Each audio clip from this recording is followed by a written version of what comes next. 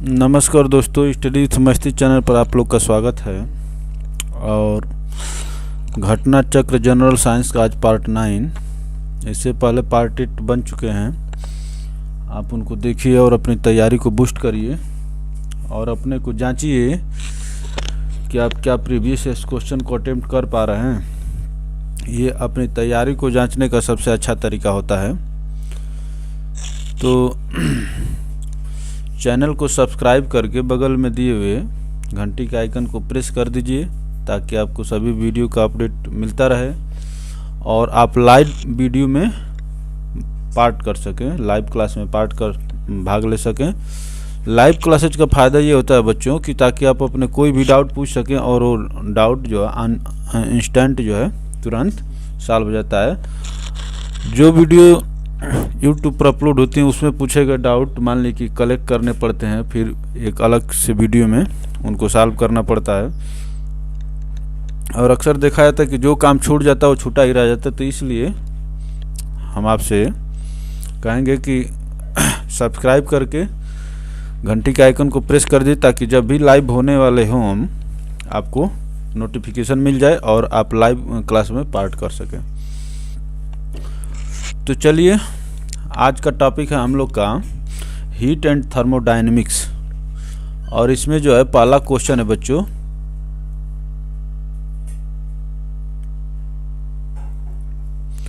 इसको जो थोड़ा सा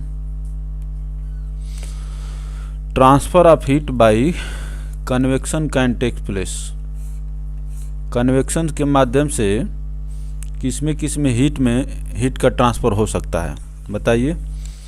सॉलिड लिक्विड, तो देखिए हम जानते हैं कि कन्वेक्शन से हीट का ट्रांसफ़र जो सॉलिड में नहीं होता है बच्चों, ठीक है ना। और सॉलिड में नहीं होता है और सॉलिड में किससे होता है? सॉलिड में कंडक्शन से होता है बच्चों, conduction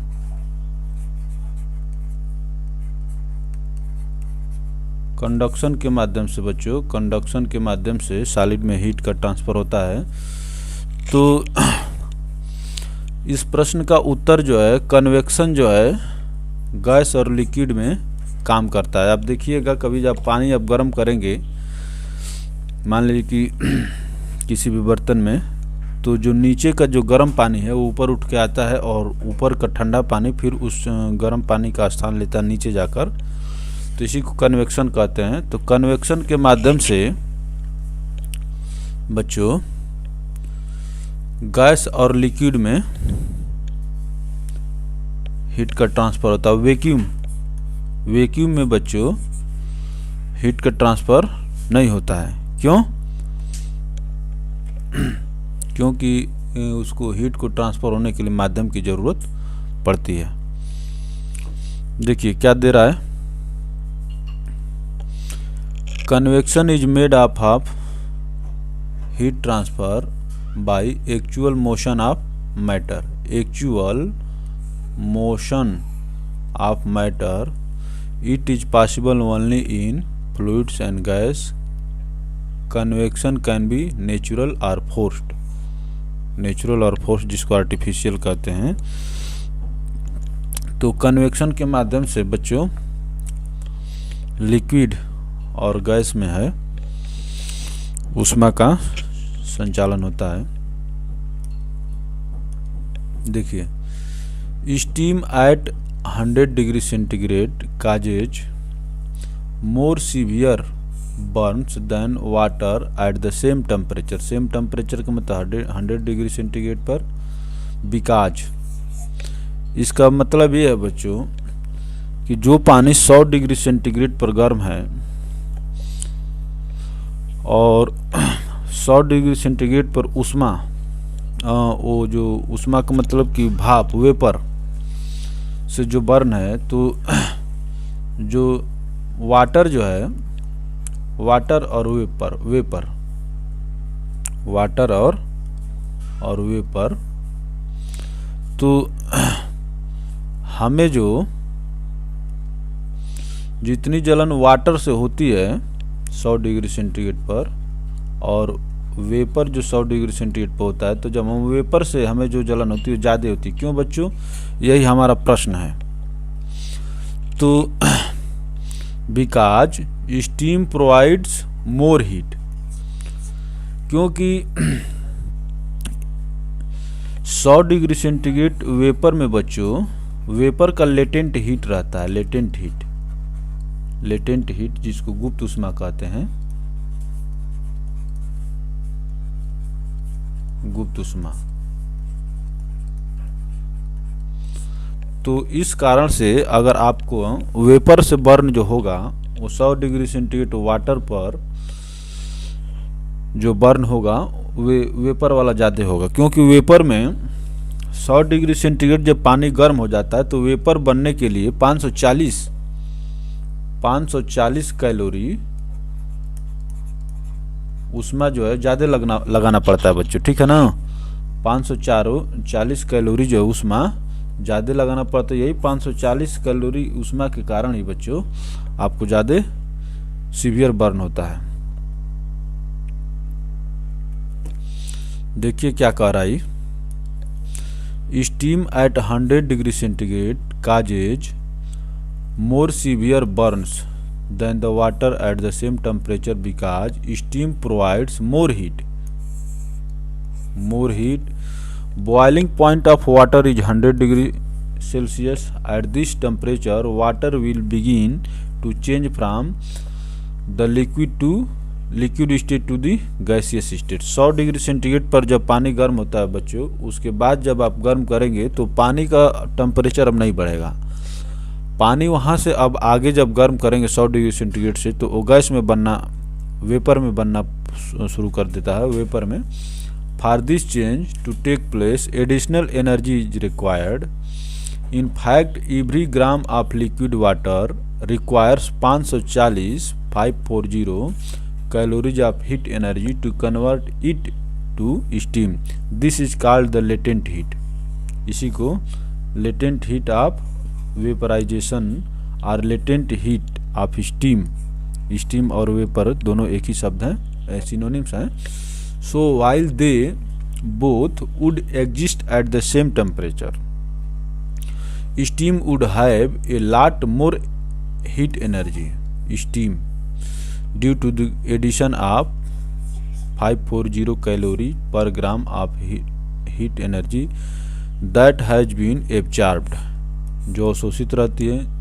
This is why steam burns are worse than water burns। ठीक है ना बच्चों। तो इस कारण से जो है पानी ऊष्मा से जलना पानी से जलने से ज़्यादा खतरनाक होता है, या ज़्यादा नुकसानदायक होता है।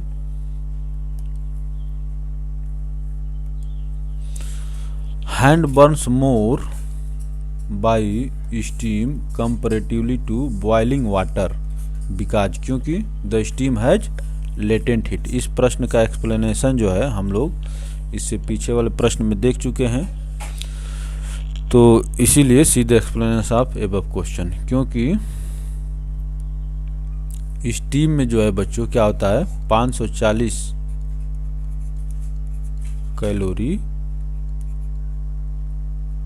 कैलोरी पर ग्राम जो ऊष्मा जो है ज़्यादा होती है, इसी कारण से हमको सीवियर बर्न होता है। The heat required in calories to convert 1 gram of ice at 0 to steam at 100 is approximately 1 gram ice जो कितने डिग्री सेंटीग्रेड पर है, 0 डिग्री सेंटीग्रेड पर है, to steam at 100 degree centigrade is approximately कितना होगा बच्चों। इसमें देख रहे हैं 720 बताया है। 0 डिग्री सेंटीग्रेड पर जो बर्फ है बच्चों, 100 डिग्री सेंटीग्रेड का स्टीम बनाने के लिए कितनी ऊष्मा की ज़रूरत होगी, ठीक है ना। तो यहाँ पर आइए बताते हैं आपको। 0 डिग्री सेंटीग्रेड पर जो बर्फ है उसको वाटर में कन्वर्ट करने के लिए 0 डिग्री सेंटीग्रेड को वाटर में कन्वर्ट करने के लिए 80 कैलोरी ऊष्मा की ज़रूरत होगी, क्योंकि लेटेंट हीट ऑफ मेल्टिंग कितना होता है बच्चों, 80 कैलोरी पर ग्राम, ठीक है ना, 80 कैलोरी पर ग्राम होता है। तो ये 0 डिग्री सेंटीग्रेड का जो आइस था, यहाँ पर 0 डिग्री सेंटीग्रेड का वाटर बनाने के लिए 80 कैलोरी चाहिए, ठीक ना। अब 0 डिग्री सेंटीग्रेड के वाटर से 100 डिग्री सेंटीग्रेड का वाटर बनाने के लिए कितना चाहिए हमको, 100 डिग्री सेंटीग्रेड का वाटर बनाने के लिए हमको कितना चाहिए, यहाँ पर भी वाटर जाएगा 100 चाहिए, ठीक है ना। और 100 डिग्री सेंटीग्रेड से आगे जो बच्चों required heat to enhance the temperature of water from 0 degree centigrade to 100 degree 100 degree centigrade 100 calories हो गया। लेटेंट हीट ऑफ वेपराइजेशन ये कितना हो जाएगा, 540 कैलोरी। तो कहने का मतलब कि ये जो 100 डिग्री सेंटीग्रेड पर क्या है बच्चों, 100 डिग्री सेंटीग्रेड पर वाटर हुआ। अब यहाँ से आपको वेपर बनाने के लिए भी 540 ग्राम चाहिए। तो आपको कौन कौन सी ऊष्मा चाहिए, 80, 100 और 540, ठीक है ना बच्चों। तो 80, 100 और 540 को जब आप जोड़ देंगे तो 720 कैलोरी आपका निकल के आ जाएगा। रितेश उसको भी चालू कर।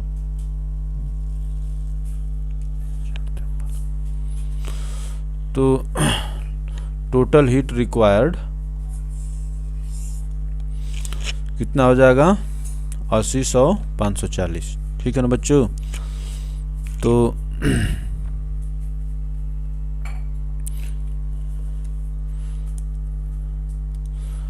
at what temperatures are cool reading of degree centigrade and Fahrenheit meter are the same. ये बहुत ही फेमस प्रश्न है बच्चों कि वह कौन सा मान है जिस पर डिग्री सेंटीग्रेड और फ़ारेनहाइट दोनों समान नज़र आते हैं, ठीक है ना बच्चे। तो इसमें जो ये -40 डिग्री सेंटीग्रेड है, -40 डिग्री सेंटीग्रेड पर डिग्री सेल्सियस और फ़ारेनहाइट दोनों समान होते हैं। जैसे -40 डिग्री सेंटीग्रेड को ये सेल्सियस है को फ़ारेनहाइट में बदलेंगे तो ये भी -40 फ़ारेनहाइट ही आएगा, ठीक है ना बच्चों। कहने का मतलब ये है -40 डिग्री सेल्सियस को जब आप फ़ारेनहाइट में चेंज करेंगे तो ये भी -40 आएगा। इसको हम लोग अभी आगे देख लेते हैं। ये सेल्सियस और फ़ारेनहाइट के बीच में जो रिलेशन है बच्चों, फार्मूला जो है ये आपका ही है। -40 degree centigrade is a temperature which is same in both degree centigrade and in Fahrenheit. Fahrenheit का जो बच्चों स्पेल टेस्ट में भी पूछता है, इसको आप लोग देख लेंगे। Fahrenheit relation between degree centigrade and degree Fahrenheit is क्या है, C/5 बराबर F-32/9। इसको ऐसे होता है C/100, क्योंकि डिग्री सेल्सियस में कितने होते हैं, 100 मीटर होते हैं जो गेज करने के, और F-32 बाई यहाँ पर 180 होते हैं। और इसको जो कट पिट करेंगे आप तो ये 5 हो जाएगा, ये 9 हो जाएगा। तो इसी से ये निकल कर आया है। प्लेसिंग F बराबर -40 टू क्लैरिफाई C बराबर -40। F का मान -40 जब रखेंगे तो C का मान भी -40 आएगा। तो वही कह रहा है कि किस वैल्यू का मान जो है फ़ारेनहाइट और डिग्री सेल्सियस में समान होता है, तो ये -40 डिग्री सेल्सियस होता है। At what degree are the centigrade and the Fahrenheit temperature the same, ठीक है ना। ये वही पिछला वाला प्रश्न को रिपीट कर रहा है कि at what degrees, किस डिग्री पर the centigrade and the Fahrenheit temperature are temperatures the same, ठीक है ना। फ़ारेनहाइट और डिग्री सेल्सियस जो पैमाने हैं वो समान रीडिंग देते हैं, तो -40 डिग्री सेल्सियस पे ये प्रश्न कितना महत्वपूर्ण आप देख सकते हैं, बार बार पूछा गया, ठीक है ना। तो at what point the Fahrenheit temperature is double of centigrade temperature. ये कह रहा है कि किस at what point Fahrenheit temperature is double of centigrade temperature. तो फ़ारेनहाइट का मान जो है 2C करने के लिए आपको क्या चाहिए, सेल्सियस, माने सेल्सियस को वह कितना मान है जिस पर फ़ारेनहाइट जो उसका डबल हो जाएगा। जैसे अभी हम लोग इससे पीछे तो सेम देख रहे थे, तो इसको आइए देखते हैं। फार्मूला देखते हैं, C/5F-32 प्लेसिंग F बराबर 2C, क्योंकि फ़ारेनहाइट जो है C का डबल हो जाएगा। तो इसमें जब रखेंगे तो क्या आएगा, C बराबर 160, इसको रख लीजिए। C/5 बराबर F के जगह पर 2C रख दीजिए, -32/9, ठीक ना बच्चों। तो 9C हो जाएगा 10C, और 32 बचे 160 हो जाता है, इसीलिए यहाँ से आप इसको जोड़ लेंगे। देखिए 9C आ रहा है ना, तो यहाँ से hence at the temperature of 160 degree Celsius the Fahrenheit temperature is double, ठीक है ना बच्चों। जब डिग्री सेल्सियस 160 होगा तो इसको फ़ारेनहाइट में, जब डिग्री सेल्सियस उसको फ़ारेनहाइट में जब कन्वर्ट करेंगे तो ये कितना हो जाएगा, 320 हो जाएगा फ़ारेनहाइट का। फ़ारेनहाइट पर 320 दिखाएगा। तो यही है बच्चों। आइए चलते हैं अगले प्रश्न पर।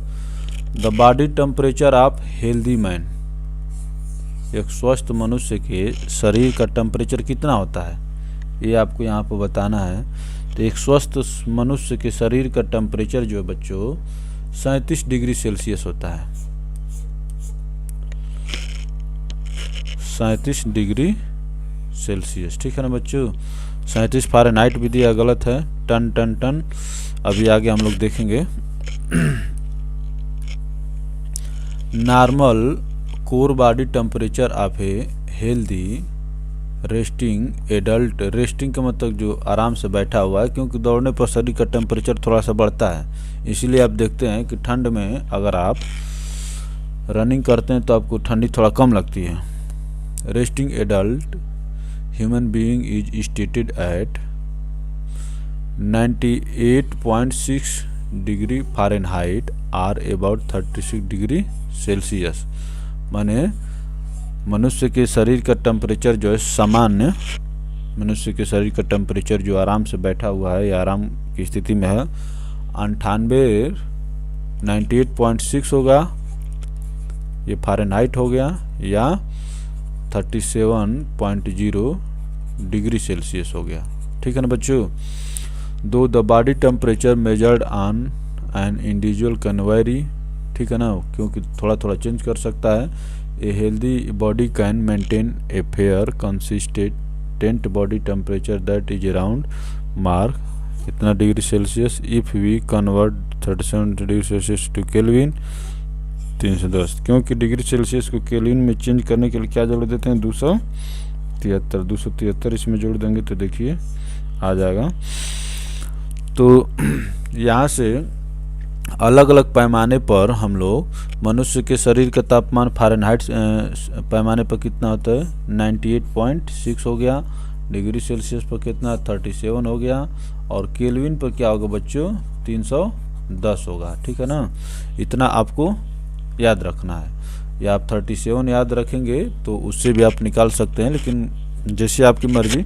अगर मान लीजिए फ़ारेनहाइट में पूछ देगा नहीं याद रहेगा तो आपको निकालना पड़ेगा, तो थोड़ा समय ज़्यादा लगेगा।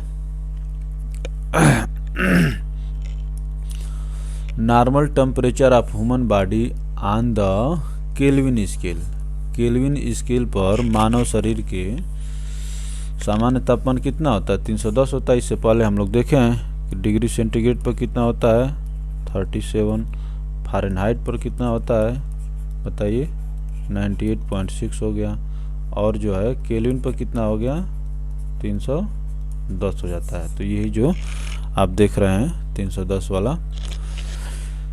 तो चलिए आगे चलते हैं। The normal temperature of human body is 98.4 degree at Fahrenheit, equivalent temperature in degree centigrade.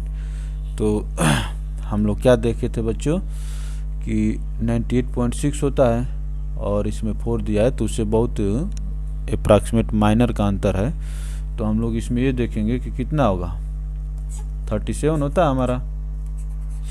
तो ये थोड़ा सा जो 4 और 6 का अंतर है, तो इसलिए ये इसमें भी जब ये कम हुआ तो ये भी थोड़ा सा कम दिखाएगा। तो 36.89 जब इसको कन्वर्ट करेंगे, लेकिन यह कि आप इससे अनुमान लगा सकते थे कि इसी के बराबर होगा। तो इसमें ऑप्शन बी करेक्ट होगा बच्चों। वहाँ पर यहाँ पर देखिए the formula to convert Fahrenheit, ठीक ना, C/5 वाला से इसको 5 को यहाँ से उठा कर ला दीजिए। C/5 बराबर F-32/9 से द टेम्परेचर इन फ़ारेनहाइट जितना फ़ारेनहाइट का रख दी तो डिग्री सेल्सियस का निकल कर आ जाएगा। ठीक है ना बच्चों। Normal temperature of human body on Celsius scale, Celsius, ठीक है ना बच्चों। सेल्सियस ये स्केल है बच्चों, ठीक है ना, सेल्सियस स्केल है। इस पर जो है तो कितना होता है 37 होता है। तो यह 36.9 जो है बच्चों सही होगा।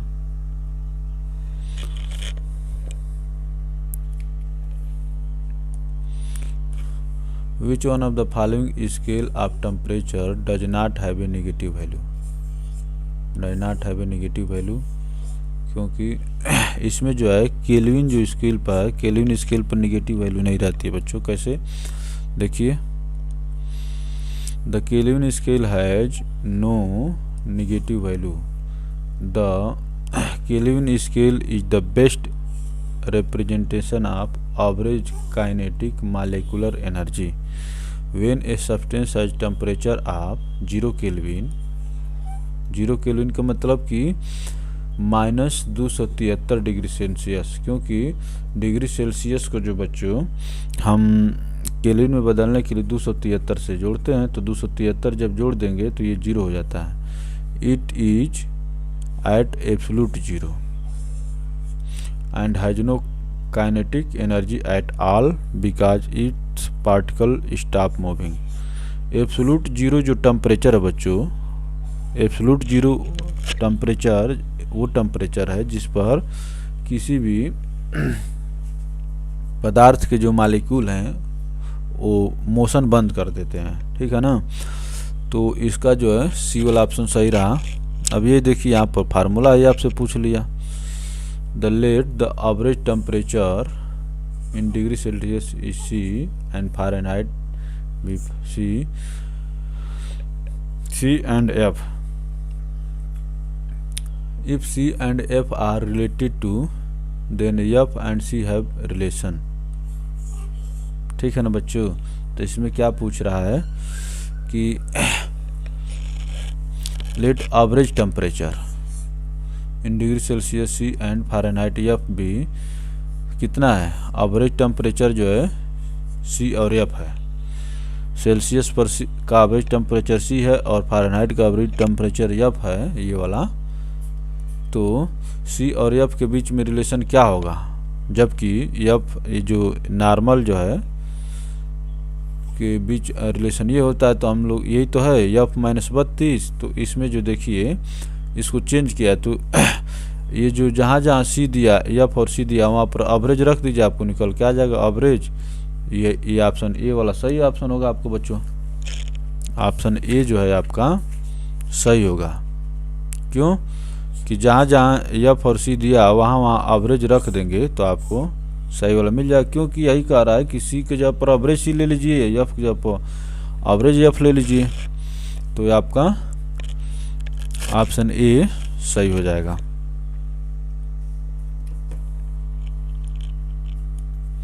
The relation between centigrade and Fahrenheit is, ये हो गया average temperature in degree centigrade is C and Fahrenheit is F. Average के relation between C and F, तो सी और एफ जब एवरेज सी और एफ रख दीजिए आपका सही हो जाएगा। The value of 40 degree Celsius in Fahrenheit scale is. 40 degree Celsius को जो बच्चों वैल्यू जो है फ़ारेनहाइट स्केल पर क्या होगा, तो हम लोग जानते हैं कि C/5 बराबर F माइनस 32/9, यही ना हम लोग जानते हैं। तो C की जब 40 रख दीजिए और F का मान निकाल लीजिए, आपको निकल के आ जाएगा। तो हम लोग क्या करते हैं कि C जब 40/5 बराबर F माइनस 32/9, तो इसका मतलब क्या है 5 8 हो जाएगा, 9 8 क्या हो जाएगा 72 बराबर F माइनस 32। तो F बराबर क्या हो जाएगा बच्चों, F बराबर क्या हो जाएगा 72 प्लस 32 बराबर क्या हो जाएगा 4 और 7 3 10 104। 104 कहीं दिया है बच्चों, 104 वाला ही आपका क्या होगा सही आंसर होगा, 104 फ़ारेनहाइट।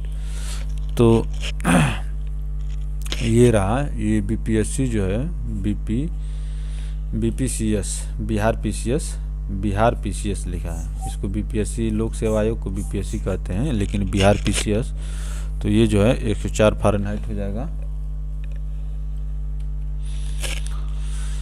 ये वही चीज़ है, ये जो फार्मूला हो गया, और C की जगह पर क्या रख दीजिए 40 रख दीजिए, आपको यह क्या निकल के आ जाएगा 104 निकल के आ जाएगा बच्चों। टन टन टन टन टन बढ़ते रहिए। In cold countries alcohol is preferred to mercury as a thermometric liquid. Alcohol is preferred to mercury, जिसे हम लोग जो मर्करी स्केल से टेम्परेचर नापते हैं बच्चों, लेकिन ठंडे प्रदेशों में मर्करी की जब एल्कोहल का प्रयोग किया जाता है। क्यों? Alcohol has lower freezing point. जैसे टेम्परेचर ठंडे प्रदेशों में बच्चों जब टेम्परेचर नीचे चला जाता है तो उसमें क्या होता है कि मर्करी इजीली वो फ्रीज हो जाती है, लेकिन एल्कोहल का फ्रीजिंग पॉइंट लो होता है, बहुत लो होता है। तो इसीलिए हम लोग अगर मर्करी से वहाँ टेम्परेचर नापेंगे तो खुद ही फ्रीज हो चुकी है। फ्रीज होगी तो जब आप देखेंगे तो पहले गुप्त उसमें लगी, उसके बाद आपको टेम्परेचर बताएगी। तो इसीलिए एल्कोहल का जो पैमाना होता है उसमें एल्कोहल का प्रयोग करते हैं, ताकि एल्कोहल जो बच्चों फ्रीज नहीं होता है। There are lots of reason for using alcohol than mercury as thermometric liquids. Some alcohol has a very low freezing point. ठीक है ना बच्चों, some alcohol has a very low freezing point. Some alcohol has a very low freezing point of about -112 degree Celsius and therefore is suitable to record a very low temperature. ठीक है ना बच्चों। तो alcohol का जो freezing point है, उधर होगा आवाज आ रही, तो low freezing point of about therefore is suitable to record very low temperature.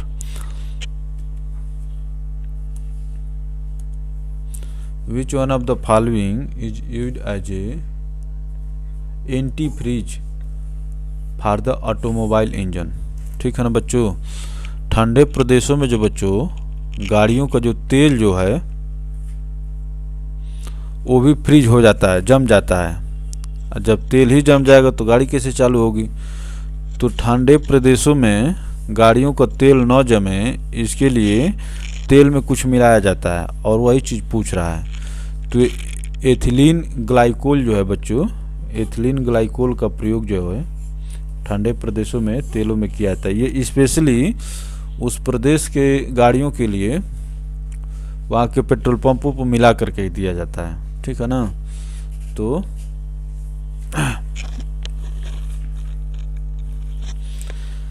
क्या होता है, which one of the following is used as a anti freeze for the automobiles. तो एथिलीन ग्लाइकोल होता है जो मिला करके दिया जाता है।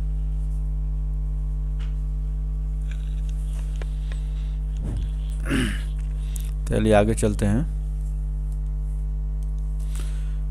Ethylene glycol is an organic molecules most widely used as a antifreeze in automobile engines as an industrial solvent. When it is mixed with water, the freezing point of mixture is depressed, नीचे हो जाता है। Especially a mixture of 60% ethylene glycol and 40% water freezes at -45 degrees Celsius. That is why water is not frozen in the engine of cold countries. That is why कहने का मतलब कि ethylene glycol का जैसे मान लीजिए जैसे आप देखते हैं कि गाड़ियों में पानी की भी ज़रूरत होती है, आप देखते हैं उसमें पानी भी रहता है इंजन में थोड़ा सा कई जगह, तो वहाँ पर भी उसमें जो क्या होता है कि 60% एथिलीन ग्लाइकोल और 40% वाटर मिला देंगे तो उसका जो फ्रीजिंग पॉइंट होता है -45 डिग्री सेल्सियस हो जाता है, और -45 डिग्री सेल्सियस बहुत नीचे होता है। तो कहने का मतलब इस कारण से उस गाड़ियों में जो पानी होता है वो भी फ्रीज नहीं होता है।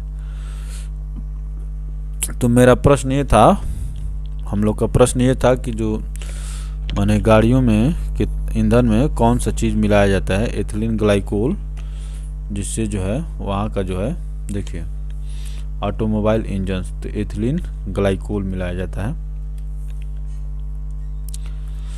What is the absolute zero temperature. Absolute zero temperature क्या होता है बच्चों, इसका मतलब क्या होता है, हम कह रहे हैं कि ये एब्सोल्यूट जीरो टेम्परेचर, इसका मतलब क्या होता है, ये होता है theoretically the lowest possible temperature, the lowest possible temperature. Absolute zero temperature जब कोई आपसे कहता है तो इसका मतलब ये है कि इससे जो है नीचे टेम्परेचर पॉसिबल नहीं, इससे नीचे जाना संभव नहीं है। भाई मान लीजिए कि आप कहते हैं कि -100 डिग्री सेल्सियस जाएंगे, -200 जाएंगे, -400 जाएंगे, ऐसे कहते कहते आप अभी थोड़े कह सकते कि -1000 जाएंगे। भैया मान लें कि 0 डिग्री सेंटीग्रेड पर पानी जम जाता है, उसके टेम्परेचर नीचे करते करते करते ऐसा थोड़े है कि जैसे मान लें कि जैसे बर्फ़ को आदमी छू दे उसको हाथ माने पूरी शरीर ठंडा हो, जिससे मान लें कि लोहा को गर्म करेंगे तो एक सीमा तक गर्म होता है जिसको छूने मात्र से आपका शरीर को बहुत हानि पहुंचाएगा। उसी तरह से एब्सोल्यूट जीरो टेम्परेचर वो है जो थियोरिटिकली, प्रैक्टिकली ये संभव अभी नहीं हुआ है, ये थियोरेटिकली प्रूव किया गया है कि इससे नीचे जो है टेम्परेचर जाना अभी संभव नहीं है। तो absolute zero is the lowest possible temperature at which point the atom of substance transmit no thermal energy, they are completely at कहाँ होते हैं, रेस्ट पर हो जाते हैं उसके, क्योंकि उसके पार्टिकल मोशन मॉलिक्यूल जो मोशन बंद कर देते हैं।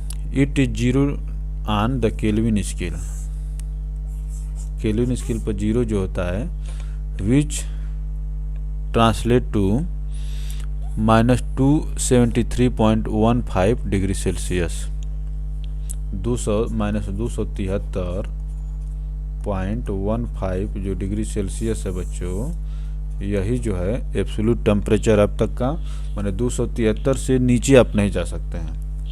और इसको जब केल्विन पर बदलते हैं तो इसमें जो है 273 जोड़ देते हैं, ठीक है ना बच्चों। तो ये it is zero on kelvin scale, तो केल्विन स्केल पर जीरो होता है, तो यही एब्सोल्यूट टेम्परेचर है। जीरो केल्विन जो है एब्सोल्यूट टेम्परेचर है बच्चों, इससे आप नीचे नहीं जा सकते हैं। या डिग्री सेंटीग्रेड में जब आप बात करेंगे तो -273 हो जाएगा। एक्सपेंशन ड्यूरिंग हीटिंग, हीट करने के दौरान जब एक्सपेंशन होता है, decreases the density of material, जाहिर सी बात है किसी भी चीज़ को फैलाएंगे बच्चों तो उसकी डेंसिटी क्या होगी, decreases the density of material. किसी भी चीज़ को जब एक्सपेंड करेंगे तो जो आपके पास वस्तु है उसको ज़्यादा दूरी पर फैलाएंगे तो उसकी डेंसिटी क्या होगी, तो उसकी डेंसिटी कम होगी। तो वही कह रहा कि expansion during heating decreases the density of the material. ये क्वेश्चन होता है बच्चों, ऐसे ऐसे होता है, इस सेंटेंस को पूरा करना होता है।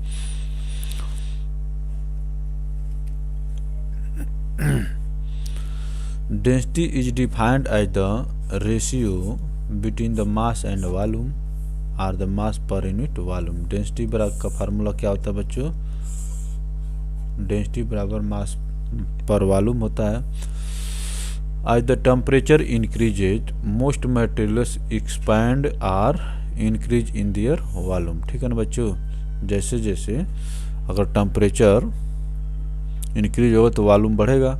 This results in decrease in density. किसी भी वस्तु को लगभग जब आप गर्म करते हैं तो उसकी जो है वॉल्यूम बढ़ती है। ये बताइए जब ये चीज़ बढ़ेगा तो ये डी क्या होगा, घटेगा कि नहीं करेगा, क्योंकि डी कैसे है, मास के प्रोपोर्शनल है और भी के क्या है, इन्वर्सली प्रोपोर्शनल है। तो ये बढ़ेगा तो ये घटेगा, ये घटेगा तो ये बढ़ेगा, ये सीधा सीधा, और इनमें दोनों में सीधा सीधा रिलेशन है, एक बढ़ेगा तो दूसरा बढ़ेगा। तो जब हीट करेंगे बच्चों तो भी बढ़ेगा, अब भी बढ़ेगा तो डी कम होगा। तो यही है बच्चों, आगे देखिए। वेन आइस मेल्ट्स देन, जब बर्फ जो मेल्ट करेगा बच्चों तो वॉल्यूम क्या होगा, डिक्रीज होगा।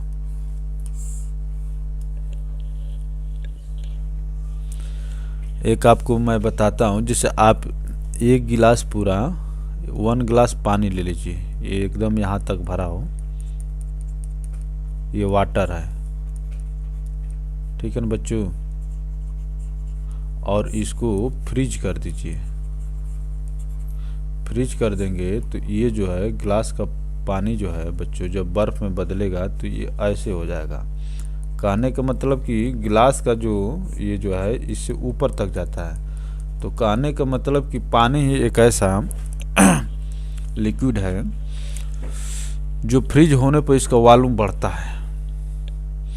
तो जब ये जो है क्या है, आइस है, आइस माने एक गिलास जो पानी था बच्चों जब हम इसको फ्रीज किए तो कहने का मतलब इसका जो है वॉल्यूम जो क्या हो गया, इंक्रीज हो गया, भी क्या हो गया, इंक्रीज हो गया। ठीक है ना। तो जब भी इंक्रीज हो गया तो हम ही करें कि जब इसको आप मेल्ट करेंगे, जब इसको पानी में बदलेंगे तो ये फिर गिलास से भर होगा, ऐसा नहीं कि गिलास से बाहर हो। तो इसीलिए व्हेन आइस मेल्ट्स को जब बर्फ़ पिघलती है देन वॉल्यूम डिक्रीज है। आप बर्फ़ तो गिलास के ऊपर तक थी लेकिन जब इसको पानी में बदले तो ये गिलास के बराबर ही हुई।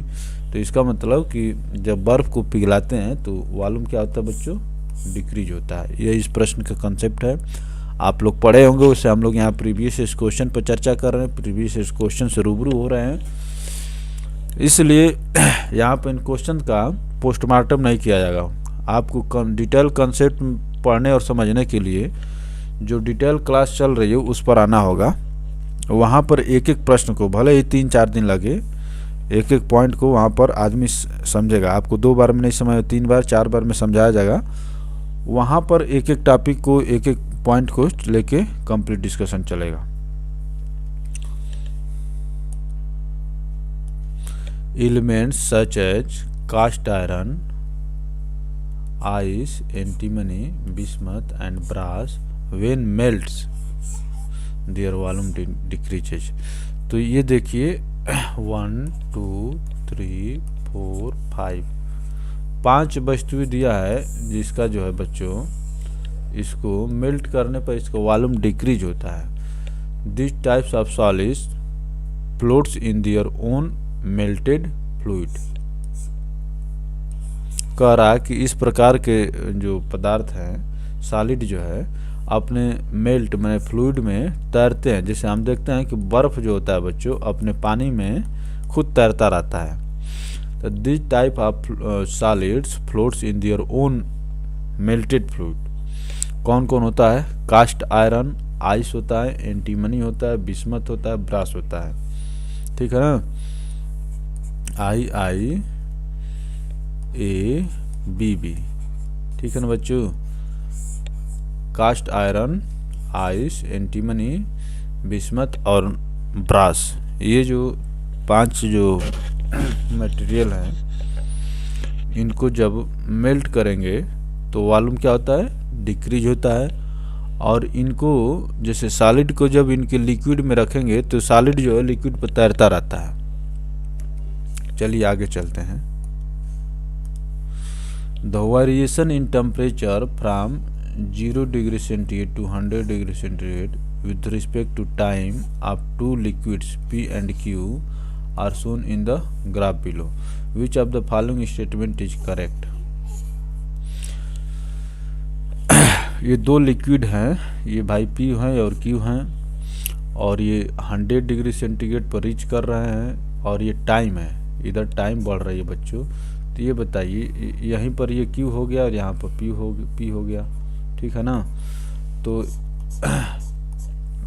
इसमें बताना है कि कौन सा ऑप्शन जो है करेक्ट है। तो आप इसमें सीधे सीधे ऑप्शन डी पर आइए, देखिए Q attend the temperature of 100 degree centigrade faster than P। Q को जो 100 डिग्री सेंटीग्रेड यहाँ तक पहुँचने के लिए बच्चों इतना ही समय लगा। मान लें कि हम इसको 5 यूनिट मान लेते हैं, अगर ये 2 यूनिट है तो P को 100 डिग्री सेंटीग्रेड पहुँचने के लिए कितना लग जाएगा, 7 लग जाएगा, इसको जो है 7 लग जाएगा टाइम। ठीक है ना बच्चों, तो कहने का मतलब यही, इसी को मैंने समझ के आपको ऑप्शन देना था। Q attend the temperature of 100 degree centigrade faster than P से जल्दी Q ने 100 डिग्री सेंटीग्रेड पर पहुंच गया। In the above diagram P denotes a straight line while Q denotes a curved line. It is clear that Q attained the temperature of 100 degree centigrade quicker than P. quick मने जल्दी। What is the use of thermostat? Thermostat का क्या प्रयोग है बच्चों, ये बताना हम लोग को। तो थर्मोस्टेट क्या करता है, to maintain the temperature.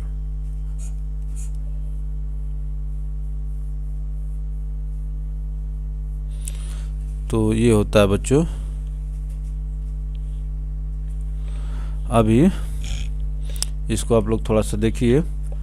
Thermostat is curved device that automatically regulate the temperature. It helps to save energy power.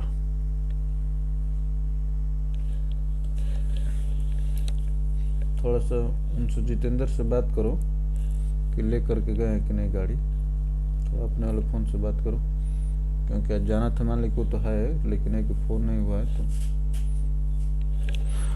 और इसको लगा दे थोड़ा सा चार्ज में, बार बात करो, बाहर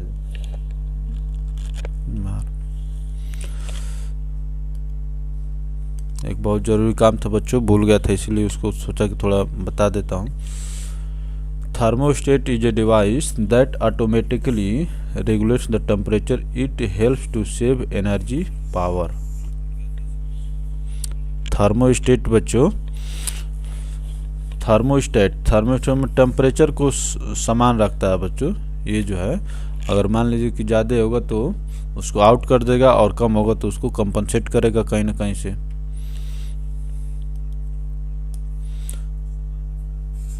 तो अच्छा इसको देखते हैं। हाँ ठीक, थर्मोस्टेट इज डिवाइस। चलिए, thermostat is related to temperature. Thermostat जाहिर सी बात टेम्परेचर को ही तो मेंटेन करता है बच्चों, टेम्परेचर को मेंटेन करता है, तो टेम्परेचर से संबंधित है।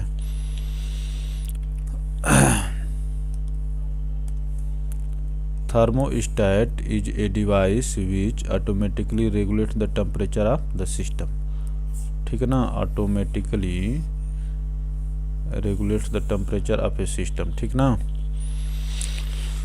thermostat is a device which automatically regulates the temperature of a system.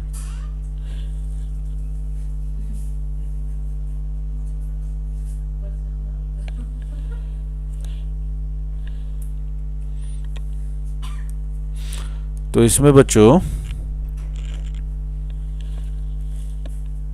लगा है thermostat is a device which, वो दे दो, लीड दे दो हमको।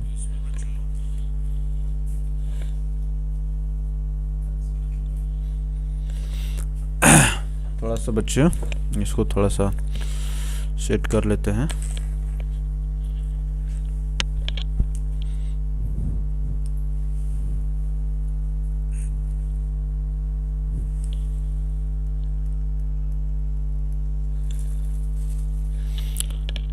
तो इसमें क्या होता है बच्चों,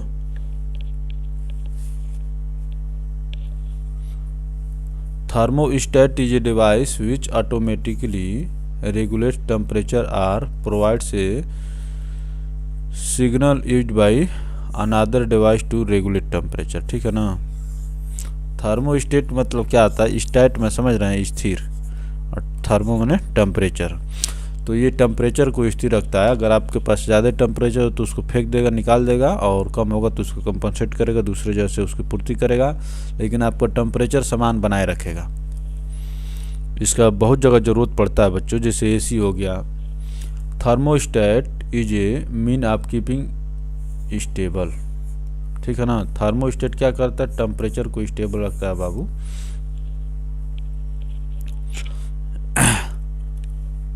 चलिए 25 नंबर क्वेश्चन है, what is the function of thermostat of a refrigerator. What is the function of thermostat of a refrigerator to maintain constant temperature. Refrigerator में बच्चों, फ्रिज में बच्चों थर्मोस्टेट लगा रहता है, इसलिए आप देखते हैं आप लोग को उसको सेट किया जाता है कि ज़्यादा तेज़ी से ठंडा करना है या धीरे धीरे ठंडा करना है। तो उसमें एक टेम्परेचर सेट कर देंगे तो उस पर वो जल्दी पहुंचने की और इंक्रीज और डिक्रीज की कोशिश करेगा। तो थर्मोस्टेट का रेफ्रिजरेटर में क्या प्रयोग है, to maintain the constant temperature.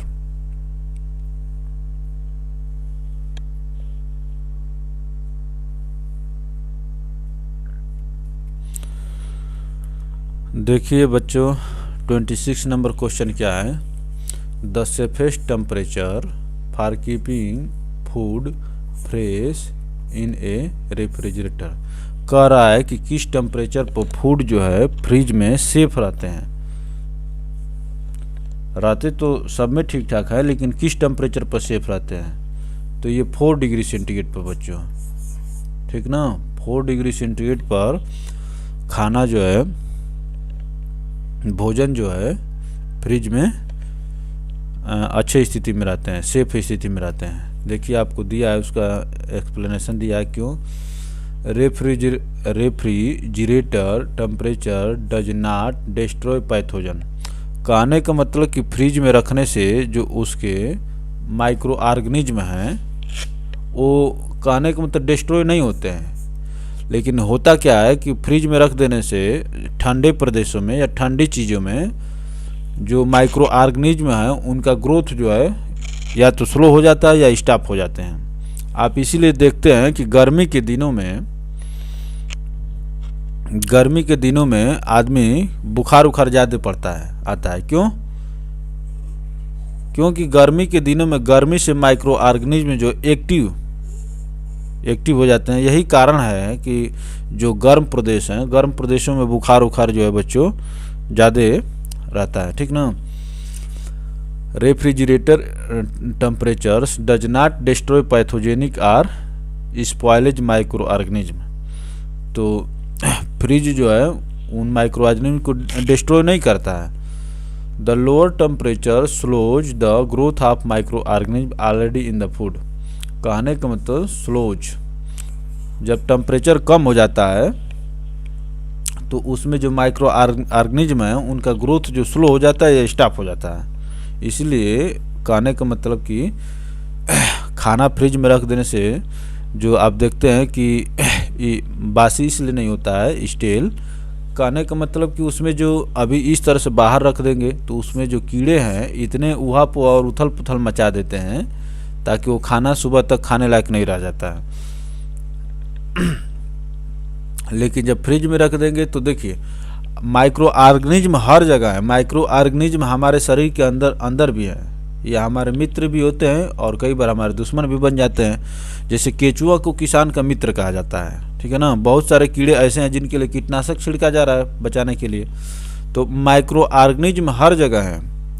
दही जो आप देखते हैं, दही को आप एक माइक्रोस्कोप से देखेंगे तो आपको उसमें कीड़े खुद नज़र आने लगेंगे, लेकिन वो जो माइक्रो ऑर्गेनिज्म होते हैं वो हमारे शरीर के लिए बेनिफिशियल होते हैं। Some bacteria grows most rapidly in the range of temperature between 40 and 140 Fahrenheit danger zone, ठीक है ना। कुछ जो Thus it is necessary to make sure that refrigerator is maintaining the recommended temperature of degree Fahrenheit below, ठीक है ना बच्चों।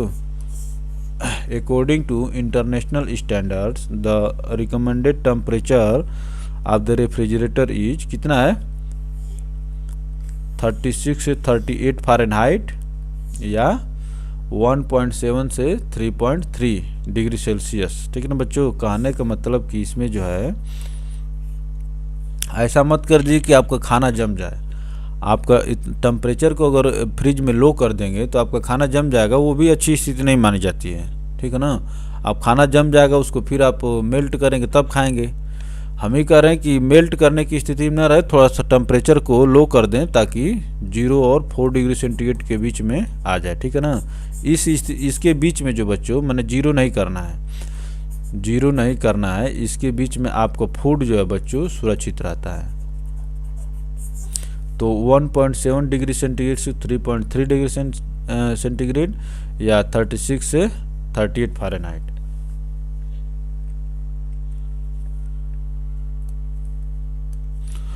When soggy biscuits are kept inside the fridge for some times they become crisp, ठीक है ना बच्चों।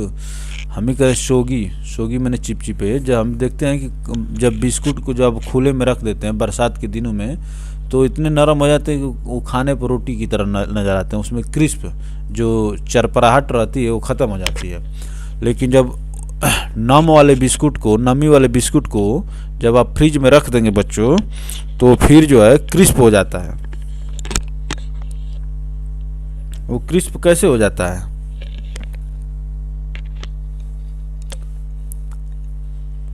तो फिर क्रिस्प का मतलब वही कुरकुरे हो जाता है, जिसको आप लोग कहते हैं कि भाई कुरकुराहट ख़त्म हो गई। इसीलिए देखते हैं कि भाई बिस्कुट जो है, बिस्कुट समोसा ये सब चीज़ लोग गरम खाना, माने गरम का मतलब कि बिस्कुट गरम नहीं लेकिन क्रिस्पी, वही बिस्कुट जैसे जो आप खरीद के लाते हैं खाते हैं तो कितना टेस्टी देता है। लेकिन उसको खोल के और बाहर एक तरफ रख दीजिए, ख़ास तौर से बरसात के दिनों में घर में रख दीजिए तो फिर अगले उसको 2-3 घंटे 4 घंटे बाद वो बिस्कुट आपको खाने का मन करेगा कितना उसमें, क्योंकि उसकी कुरकुराहट जो होती है क्रिस्प ख़त्म हो जाती है।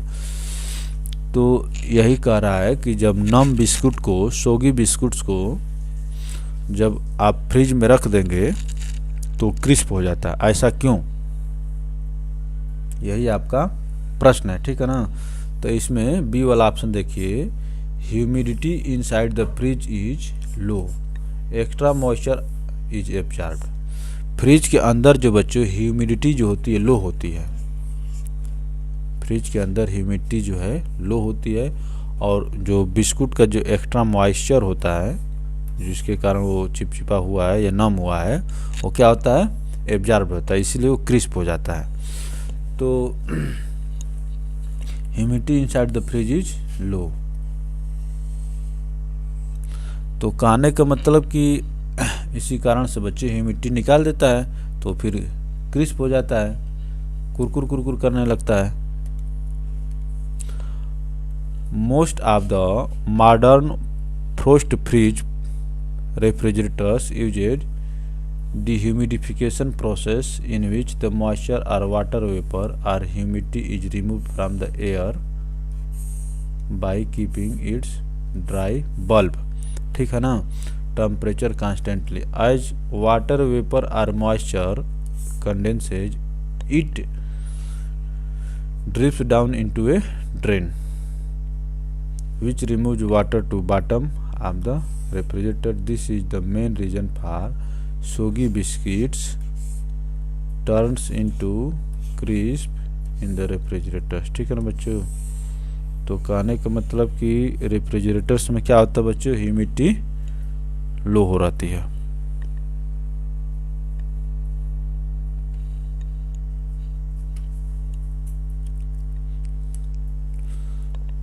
देखिए, a piece of ice added to drink cools it. जब एक बर्फ के टुकड़े को एक ड्रिंक में जब आप ऐड करते हैं तो उसको क्या कर देता है, ठंडा कर देता है। बात तो एकदम सही है बाबू, इसीलिए तो हम बर्फ़ गर्मी के दिनों में पानी में या किसी भी चीज़ में डालकर पीते हैं। A piece of ice added to the drink cools it. ये तो एकदम बात सही है, इसमें तो किसी को संदेह नहीं रहना चाहिए। ठीक है ना, इसमें किसी को संदेह नहीं रहना चाहिए। अब दूसरी बात देखते हैं, ice takes latent heat from the drink for melting resulting in the cooling of the drink. ये भी बात सही है, और कारण जो है कथन को सपोर्ट भी कर रहा है। तो इसमें जो है बच्चों 28 में both A and R are true and R is the correct explanation of ए।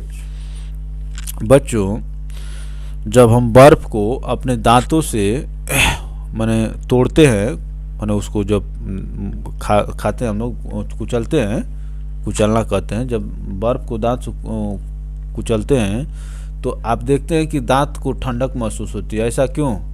क्योंकि जो बर्फ़ जो है 0 डिग्री सेंटीग्रेड पर बर्फ़ है, आइस, ये 0 डिग्री सेंटीग्रेड पर वाटर बनने के लिए जो ऊष्मा लेता है वो आपके दांत से ही लेना शुरू कर देता है।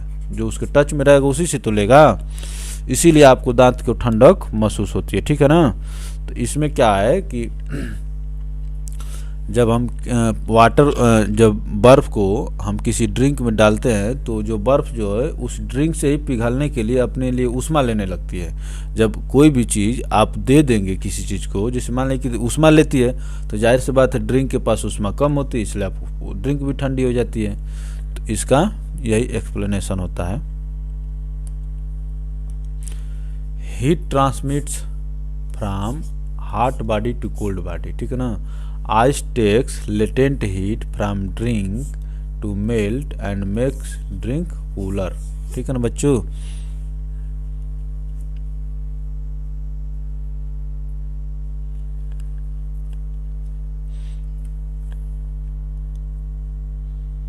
देखिए इसमें क्या कह रहा है, large cold storage plants use ammonia as refrigerator while domestic refrigerators use chlorofluorocarbons.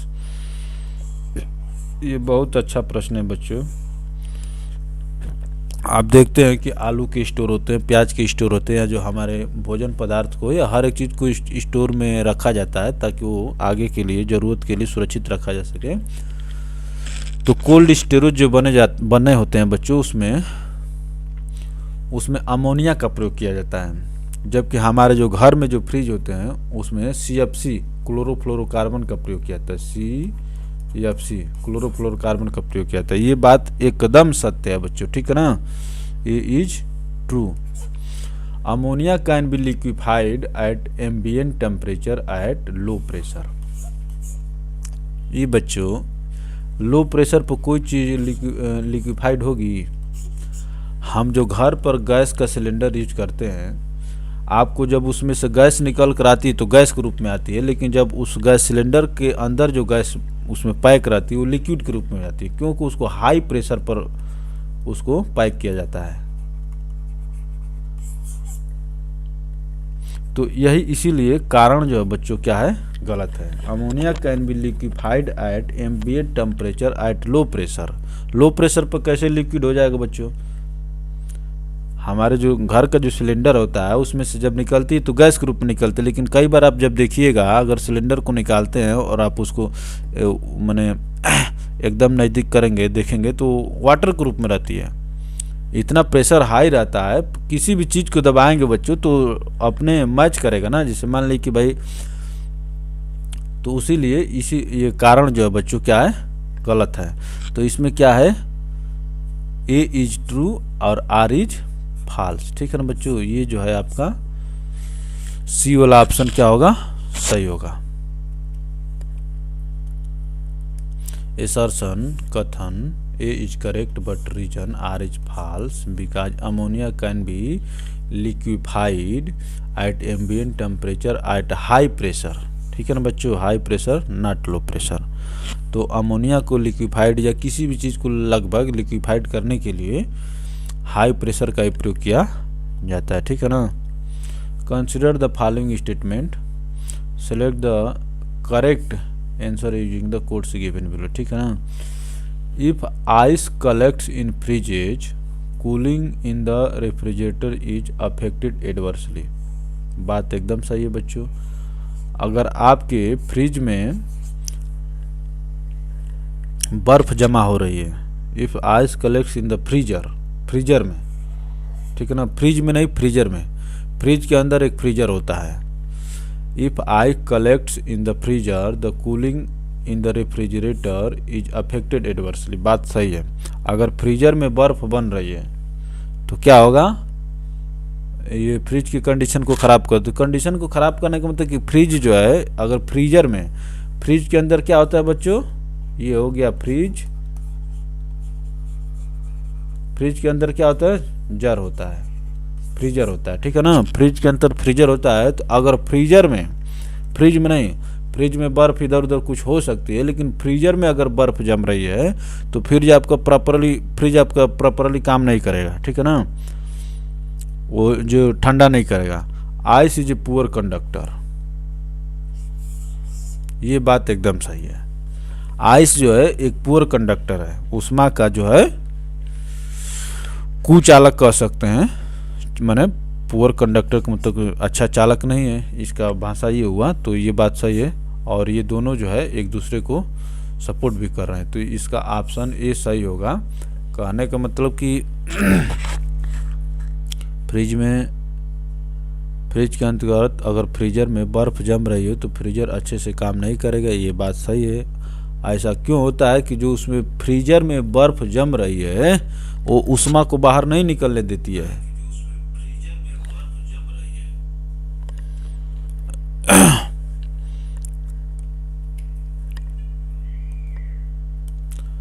Ice collects in freezer is the result of vapor and moisture। Ice collects in the freezer, fridge में नहीं फ्रीजर में, is the result of vapor and moisture which is expelled by the food and ice tray।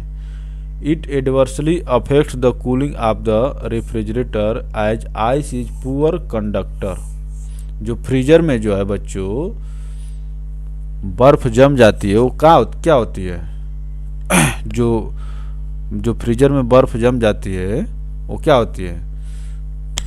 Ice collects in the freezer is the result of vapour and moisture which expelled by the food and ice.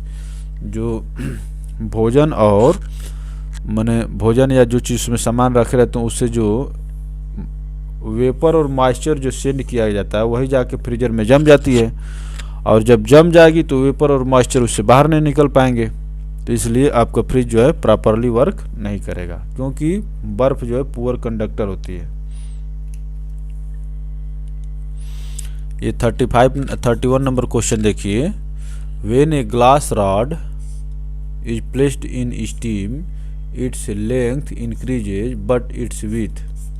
जब एक glass का मतलब कि शीशे की rod को जब आप स्टीम में रखेंगे, मान ली कि, ठीक है ना बच्चों, तो क्या होगा, इसकी कह रहा है कि लंबाई में तो बढ़ेगी, ठीक है ना, लंबाई में तो बढ़ेगी, लेकिन इसके बट इट्स विड्थ, भाई लंबाई में बढ़ेगी तो चौड़ाई में भी बढ़ेगी। इसमें कौन सी बात है, जब उस मटेरियल का गुण है कि हीट करने पर बढ़ेगी तो लंबाई में बढ़ेगी तो चौड़ाई में भी बढ़ेगी, क्योंकि ये जब इधर भागेंगे तो ये भी तो इधर भागेगा, इंक्रीज करेगा। When a glass rod is placed in steam its length increases, अगर इसकी लेंथ इंक्रीज करती है बट इट्स विड्थ क्या होगी, ये भी इंक्रीज होगी।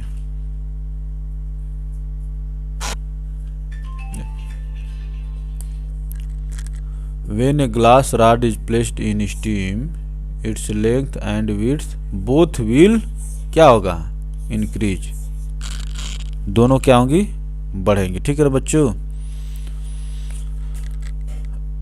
अब देखिए ये वाला प्रश्न देखिए, IAS प्री 1993 का प्रश्न है।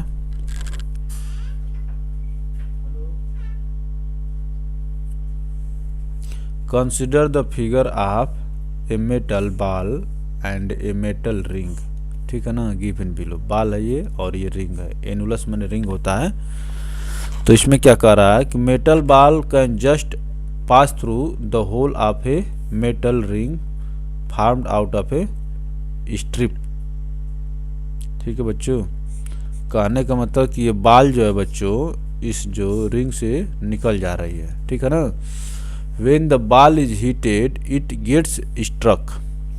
जब इसको बॉल को गर्म करेंगे बच्चों तो ये इसमें क्या हो जाती है, रुक जाती है। पहले निकल जाती थी लेकिन जब गर्म किया गया बॉल को तो अब क्या हो जा रही है, रुक जा रही है। ठीक, जाहिर सी बात है कि गर्म करेंगे तो एक्सपैंड होगी, एक्सपैंड करेगी तो इसमें रुकेगी, बाहर नहीं निकल पाएगी। But when the metal is heated, अब जब ये इसमें बॉल आके रुक गई है, जब इसको हीट किया जाएगा तब क्या होगा, ये कंडीशन पूछ रहा है। पहले जो है बॉल उस एनुलस में से निकल जा रही थी, रिंग में से निकल जा रही थी।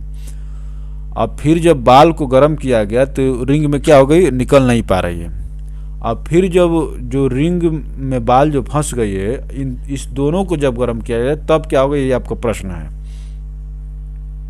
तो इसमें आप बताइए क्या होगा भैया। जब दोनों को गर्म किया तो दोनों एक्सपैंड होंगे तो निकलेगा, क्योंकि पहले निकल पा रहे थे तो जब दोनों को साथ गर्म किया तो इस समय भी निकलेंगे, क्योंकि जिस रेट से वो एक्सपेंड करेंगे वो भी दूसरा भी एक्सपेंड करेगा।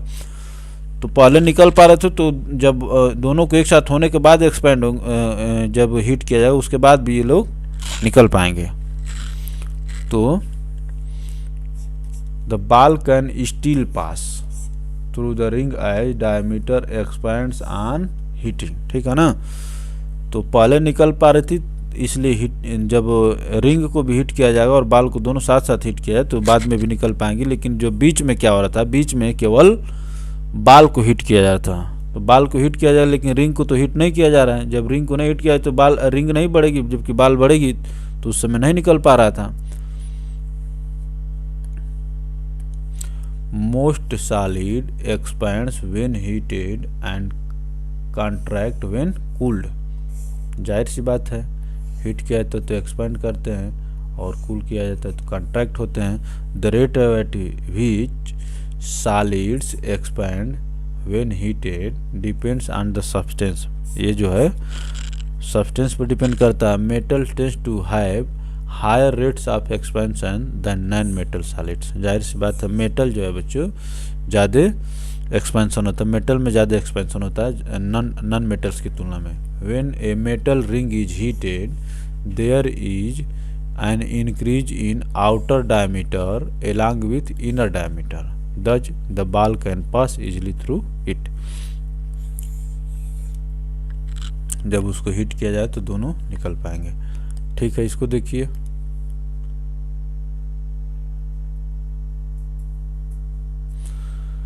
Strip of two metals A and B are firmly jointed, एक साथ जुड़ी हुई है, जैसा आपको ए इसमें दिख रहा है, together as shown in the given figure. On heating and A expands more than B does. On heating A expands more than B does. गर्म करने पर ए जो है बी की तुलना में ज़्यादा एक्सपेंड करता है। If this joint strip is heated then it will appear. बच्चों ये है ए, तो ये जो है ए है और नीचे क्या कौन है, बी है। तो भाई जब इसको ज्वाइंटली हीट किया जा रहा है तो ए ज़्यादा विस्तारित हो रहा है, ये बताइए। तो इसमें ए की लंबाई ज़्यादा होगी, तो इसमें क्या देखिए, इसमें बी जो है ए के ऊपर है, तो ये क्या ए की लंबाई ज़्यादा होगी, नहीं होगी, तो इसलिए क्या होगा, ये गलत होगा। और इसमें किसको ज़्यादा किया है, इस अच्छा चलिए ठीक है, इसमें देख लेते हैं कि ए को ऐसे किया है, ये भी नहीं होगा। कहने का मतलब कि इसमें भी ए को बढ़ाया है, लेकिन ऐसे नहीं होगा। ये कहने का मतलब कि जब ऊपर वाली वस्तु ज़्यादा बढ़ रही है और नीचे वाली कम बढ़ रही है, तो ये स्फेरिकल सर्किल का शेप पकड़ेगी बच्चों, ठीक है ना। तो ऐसा नहीं कि ये सीधे सीधे बढ़ेगी, इस प्रकार से बढ़ेगी, एक दूसरे के ऊपर एक ज्वाइंट है ना, क्योंकि ये ज़्यादा नहीं बढ़ेगी तो इसको चिपके रहेगी, तो इनको ये सीधा नहीं जाने देगी, ऐसे नहीं जाने देगी, ठीक है ना बच्चों। तो इसमें ऑप्शन बी जो है करेक्ट होगा। लेकिन ये जो टर्म दिया है A expands more than B does, इसीलिए ये होगा। अगर यहाँ पर दे देता कि B expands more than A, तो ये वाला सही हो जाता, ऑप्शन ए सही हो जाता। इसलिए इसको केयर करना है बच्चों। थोड़ा सा कलर चेंज करते हैं, बहुत ज़्यादा देर हो गया। When two strips of different metals, say one of brass and other of iron, are welded or riveted together, the greater when strip is, वही कहने का मतलब कि बच्चों जिसका एक्सपेंशन ज़्यादा हो ज़्यादा फैलेगा, कम हो कम फैलेगा।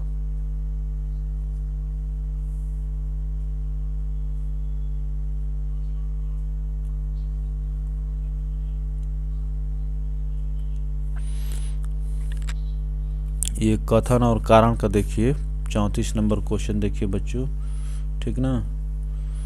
इसमें जो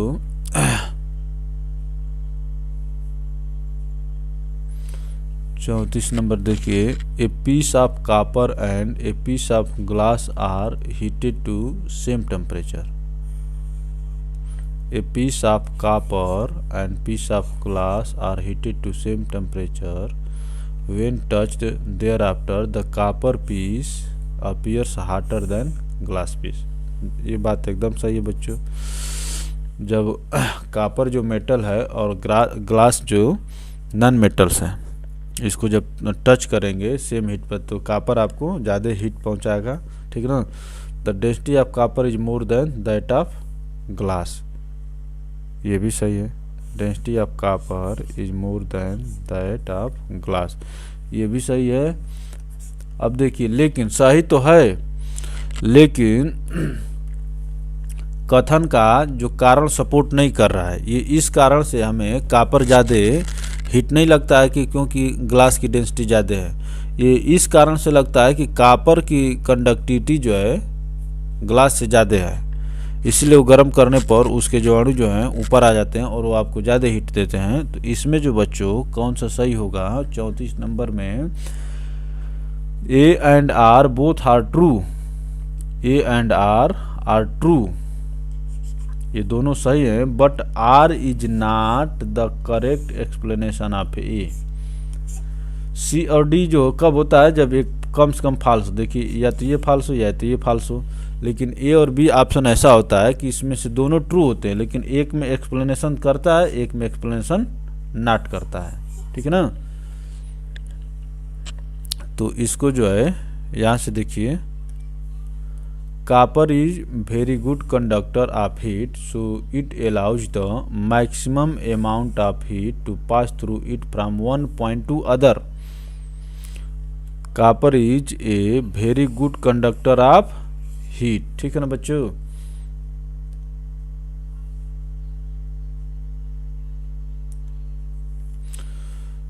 तो but glass is a poor conductor of heat, glass कैसा है बच्चों, poor conductor of heat, and hence it allows a very little amount of heat to pass through it. The density of copper is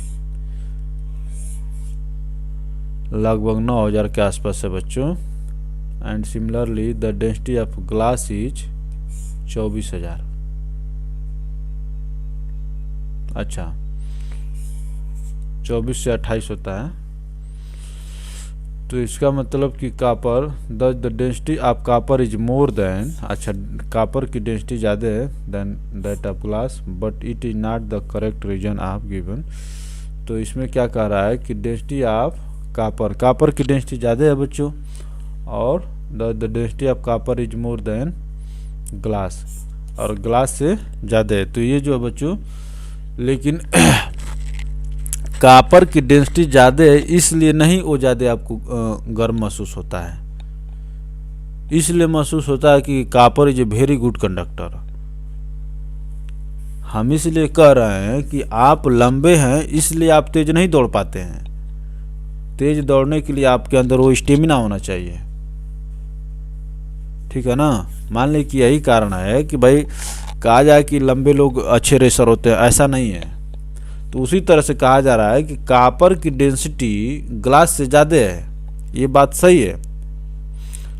लेकिन copper जो ज़्यादा गर्मी जलन महसूस कराता है या जल्दी हीट होता है ग्लास की तुलना में, क्यों?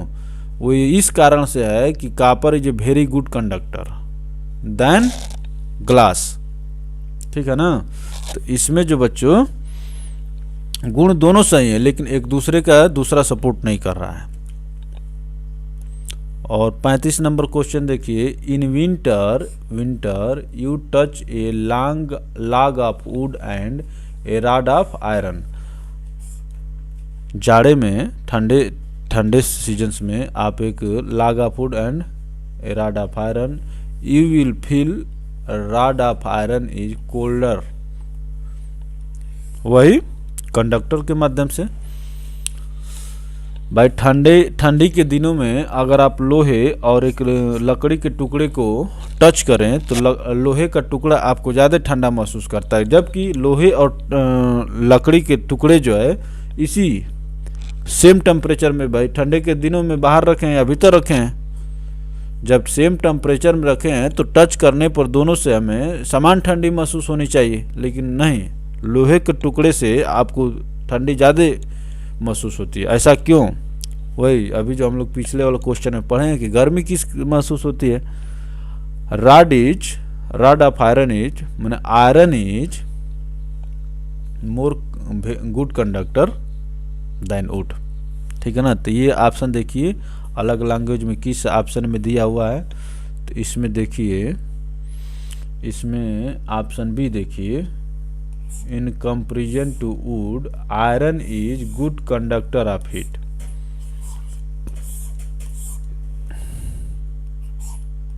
इन comparison to wood iron is good conductor of heat. समझे बच्चों? चलिए आगे चलते हैं। इन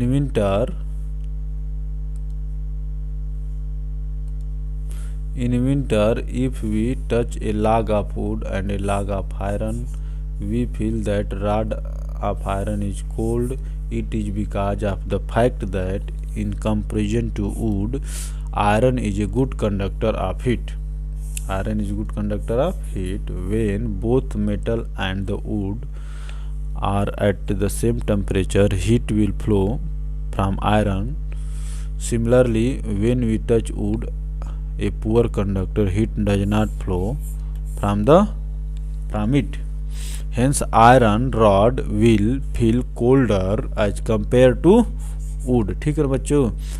तो कहने का मतलब कि जब हम आयरन को टच करते हैं तो गुड कंडक्टर है तो उससे हीट जो है तेजी से फ्लो होती है।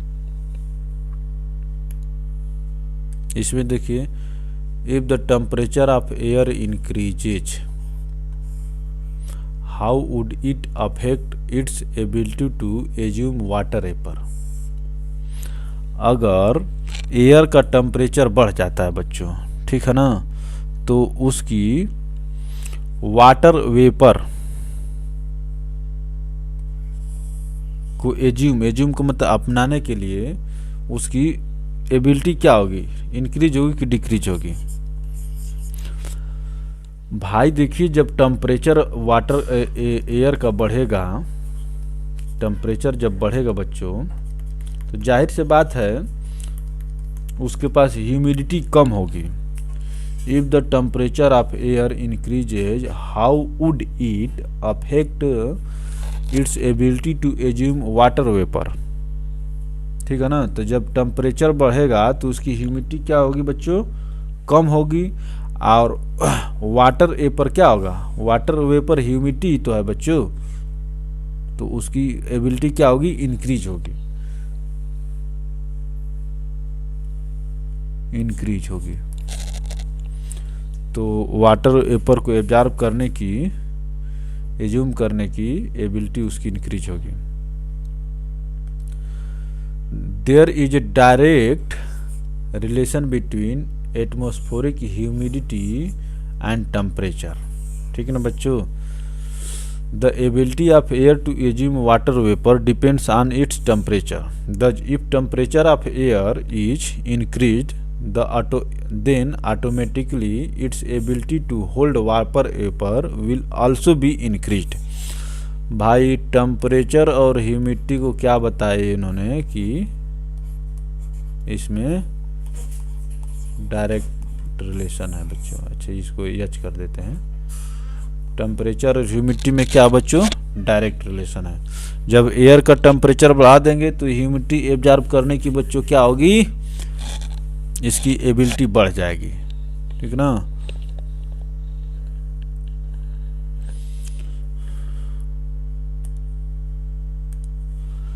इन the night of strong wind, in the night of strong wind dew is not formed because, जिस रात को बच्चों तेजी से हवा बहती है ओस नहीं बनती है, क्यों? What is the reason behind it? If in the night of strong wind dew is not formed because, ओस क्यों नहीं बनती है बच्चों बताओ? Rate of evaporation is fast. कहने का मतलब कि ड्यू कैसे बनेगी भाई?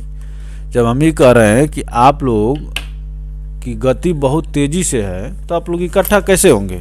और ड्यू तभी बनती है जब ह्यूमिडिटी जो है डस्ट पार्टिकल्स पर एक्युमुलेट होती है, इकट्ठा होती है। तो जब स्ट्रांग विंड है तो हवा तेज है बच्चों, तो क्या होगा, इकट्ठा नहीं होगा।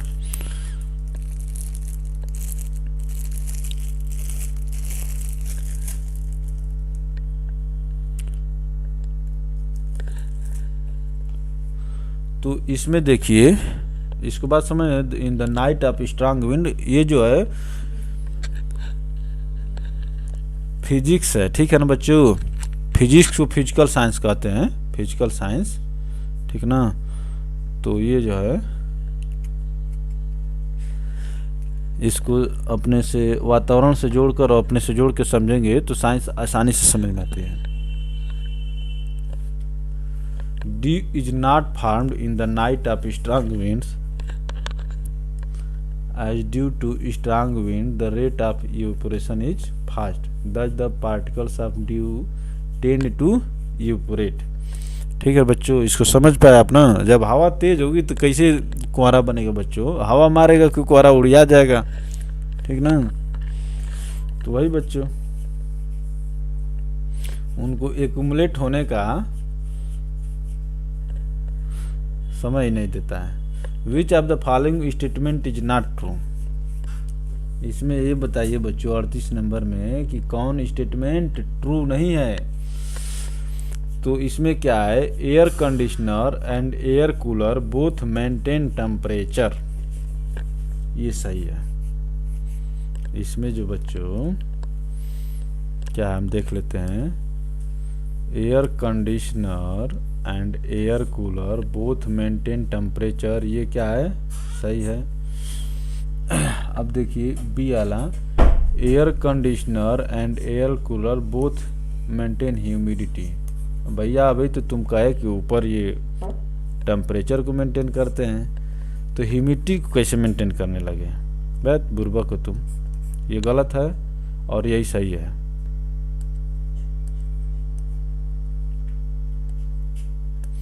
अभी यहाँ से air conditioner and air cooler both maintain temperature, जब टेम्परेचर को मेंटेन करते टेम्परेचर वाला सही होता है।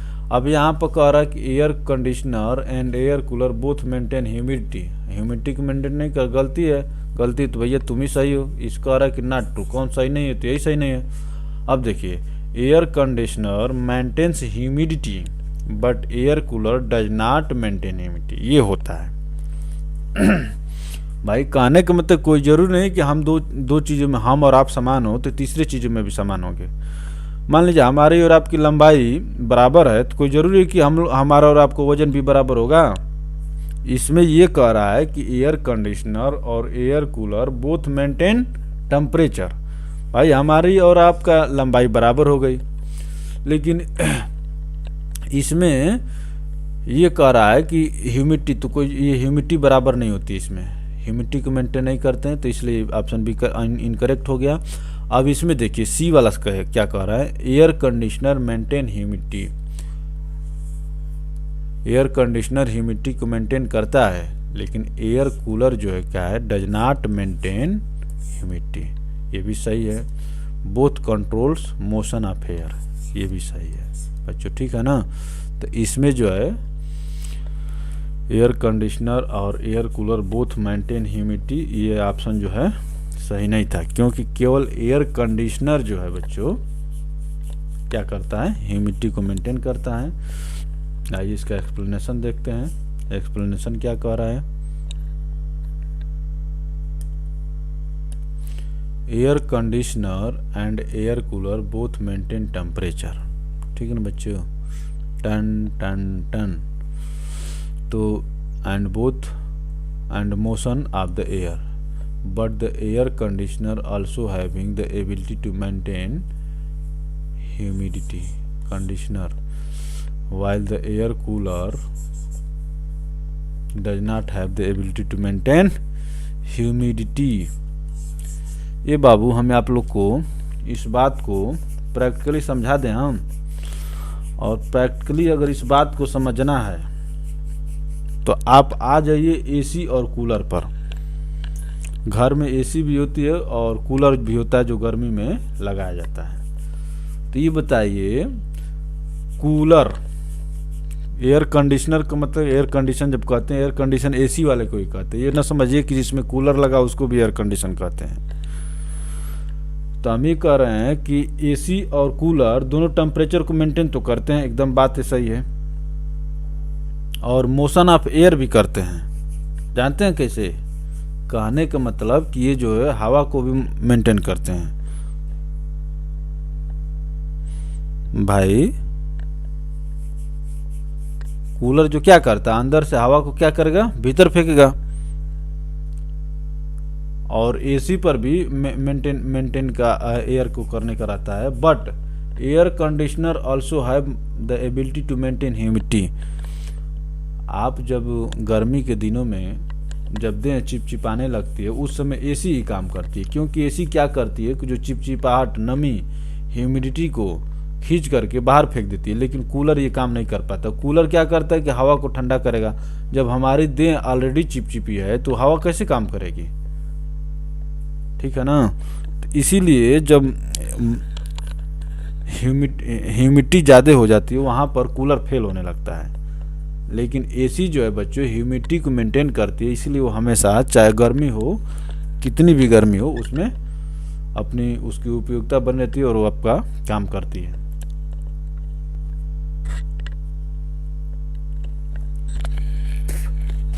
तो हम आशा करते हैं कि ये प्रश्न जो है आपको एसी, जो घर पर एसी लगी रहती है और कूलर वाले सिद्धांत से समझ, क्योंकि ये दोनों टेम्परेचर को महसूस मेंटेन करते हैं। तभी तो हम लोग बच्चों क्या करते हैं, टी तभी तो इन दोनों गर्मी में लगाते हैं, क्योंकि थोड़ा सा हमें राहत देते हैं। और एयर मोशन ऑफ एयर, ठीक है ना बच्चों। भाई कूलर क्या करता है, बाहर से भीतर फेंकता है, और एसी बाहर भीतर दोनों कर सकती है, ठीक है ना।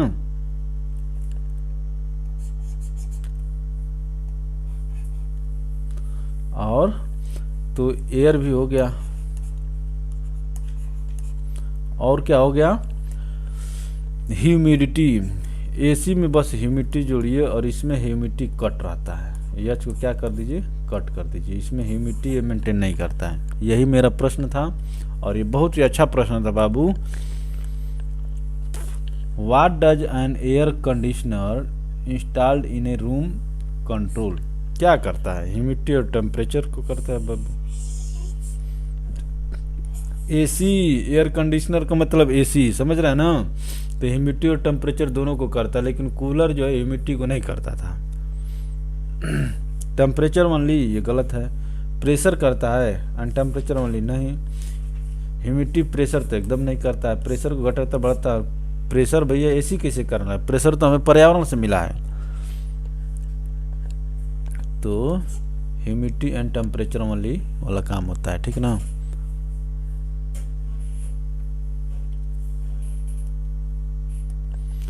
Cooling by a desert cooler is best on. Desert cooler समझ रहे हैं बच्चों, जिसको घड़ा होता है, घड़ा, उसको डिजर्ट कूलर भी समझ कहते हैं। तो cooling by desert cooler is best on कौन से सिद्धांत पर हमारा घड़ा काम करता है। ठंडी के दिनों में हम लोग खूब घड़ा खरीद के ले आते हैं ताकि पानी को ठंडा करेगा। इसके ऊपर विज्ञान का कौन सा सिद्धांत करता है, इवेपोरेटिव कूलिंग। इवेपोरेटिव कूलिंग इस पर काम करती है, क्योंकि उसमें से उसकी गर्मी को इवेपोरेट होती है। जो घड़ा में छोटे छोटे छिद्र बने रहते हैं बच्चों, ठीक है ना।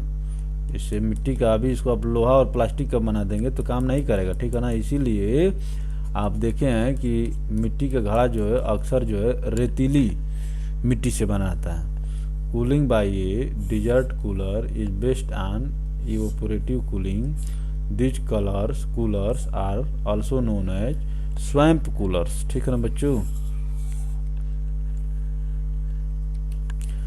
तो आगे चलते हैं। कूलिंग इज डन बाय, इसको देखिए 41 नंबर क्वेश्चन को। और आज हम लोग इसको यहीं पर रोकेंगे क्योंकि क्लास लंबी हो जाएगी। Cooling is done by release of compressed gas, flow of water ना। Cooling is done by release of compressed gas. जैसे तो उसमें कूलर में जो बच्चों कंप्रेस्ड, एसी में कंप्रेस्ड गैस रहती है। आप देखेंगे कि गैस खत्म है तो आपके एसी काम करना बंद कर देगी। Cooking gas, melting of solid, टन टन टन कुछ नहीं। तो क्या होती है बच्चे, cooling is done by release of compressed gas.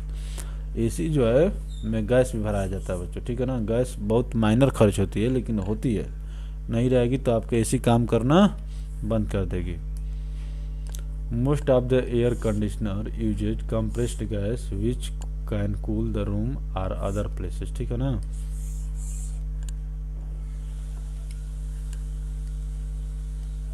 In which of the following condition wet cloth will dry easiest। कपड़े जो है बच्चों, गीले कपड़े जो है किस कंडीशन में जो है बच्चों जल्दी ठंडे होंगे, बताओ जल्दी जल्दी इसको बताओ बच्चों। 42 नंबर क्वेश्चन को।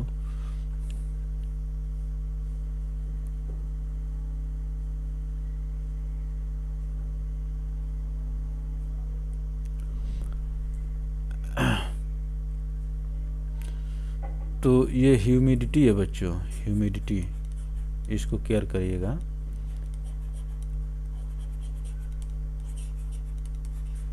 मैं आपको बता दिया जैसे ह्यूमिडिटी को दर्शाया है। तो कपड़े कब सूखेंगे बच्चों, जब टेम्परेचर ज़्यादा हो। तो टेम्परेचर किस में ज़्यादा है, 2 में ज़्यादा है, ऑप्शन ए में, और ऑप्शन डी में ज़्यादा है। और ह्यूमिडिटी कम रहना चाहिए, तभी तो वाष्प के रूप में पानी उड़ेगा। तो यहाँ पर ह्यूमिडिटी ज़्यादा है, यहाँ पर ह्यूमिडिटी कम है, तो यही जो है ऑप्शन डी सही होगा। तो टेम्परेचर ज़्यादा चाहिए और ह्यूमिडिटी कम चाहिए, तभी जो आपके गीले कपड़े जो बच्चे आसानी से सूखेंगे। आइए देखते हैं।